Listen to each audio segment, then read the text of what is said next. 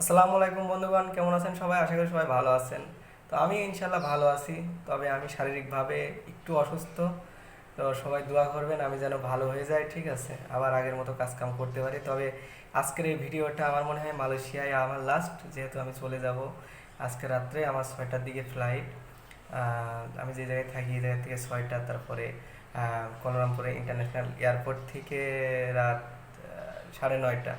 তো বাংলাদেশে আমি পৌঁছাবো রাত বাংলাদেশ টাইম 12টা 1টার দিকে পৌঁছাবো, ঠিক আছে।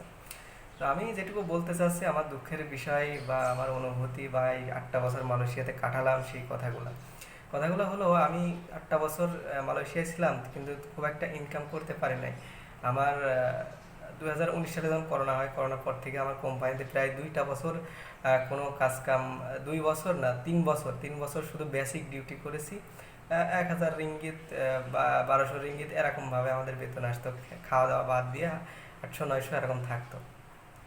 তো এখন আহ, মানে ওই হিসাব করতে গেলে তো মনে করেন যে এইগুলো আমি সাধারণ মানসিক বোঝাতে পারবো না, কারণ আমি দেশে গেলে অনেকে আমাকে বলবে যে 8টা বছর 10টা বছর বিদেশ করলি, কি করলি জীবনে, তো কিছুই করতে পারলে না। কিন্তু আমি তাদেরকে কিভাবে বোঝাবো যে আমার এই এই অবস্থা ছিল। আবার এর ভিতরে আমি গেছি একবার ছুটিতে দেশে যাওয়ার পরে সেখানে আমার সব মিলাই 5 লাখ টাকা খরচ হয়েছে। আসা যাওয়া বাড়িতে থাকা সব মিলাই 5 লাখ টাকা খরচ হয়েছে। সেই জায়গায় আমার একটা ঘাটতি আসছে। আবার এই ছুটির থেকে আসার পরে মানে আমার শরীর খুব একটা ভালো থাকে না, সবসময় আমার ব্যথার জন্য আমার ওষুধ খেতে হয়। মাসের ভিতরে আমার এইখানে 200 300 রিঙ্গিত, যা বাংলা টাকায় 8 10 হাজার টাকা প্রত্যেক মাসে ডক্টর খরচই লাগে, ডাক্তারের পিছনে। আবার আমার খাওয়া খাওয়া দাওয়ার খরচ আছে, বাড়িতে সংসার চালাতে হয়।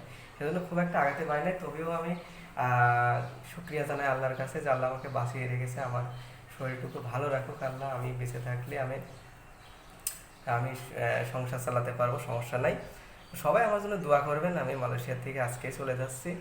আর আমার এখন একমাত্র ইনকামের সম্বল বলতে কি, আমি দেশে গিয়ে একটা দোকান দোকান দেওয়ার মানে সিদ্ধান্তে আছি।